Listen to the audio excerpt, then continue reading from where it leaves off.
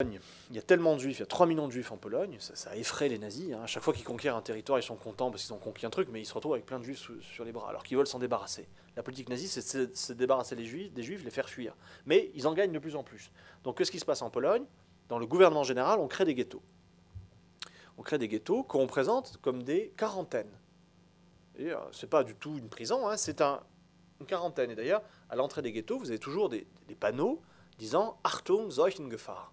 Attention, risque d'épidémie.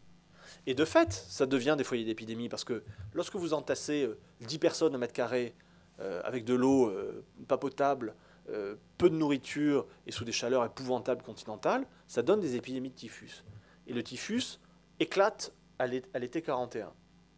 Ça devient un vrai problème. Dans ce contexte-là, vous avez les épidémies de typhus et de choléra aussi, et de gale, enfin des pathologies qui étaient quasiment éradiquées en Europe, qui réapparaissent.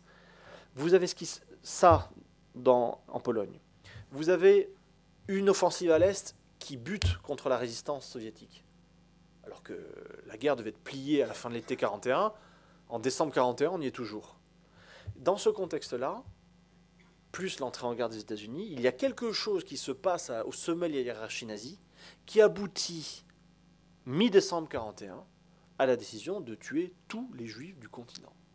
Non seulement les juifs de l'Est, que l'on abat sur place déjà depuis fin juin 41, mais également tous les juifs du continent. Parce qu'on ne sait plus quoi en faire. Parce que les transplanter à Madagascar, comme c'était prévu, c'est pas possible, on n'a pas la maîtrise des mers. Les transplanter vers l'Oural, la Sibérie, le cercle polaire arctique, c'est pas possible. Staline résiste, et l'armée rouge résiste. Les stocker dans des zones de quarantaine, c'est pas possible, parce que c'est des foyers d'épidémie épouvantables, qui menacent les Allemands eux-mêmes. Donc on passe à des procédures de mise à mort, d'assassinat, qui sont des procédures décrites comme médicales. Fumigation, gazage, le tout étant décrit de manière parfaitement froide et scientifique comme étant des procédures d'éradication d'une pathologie, et justifiées comme telles. Et un document sidérant, moi,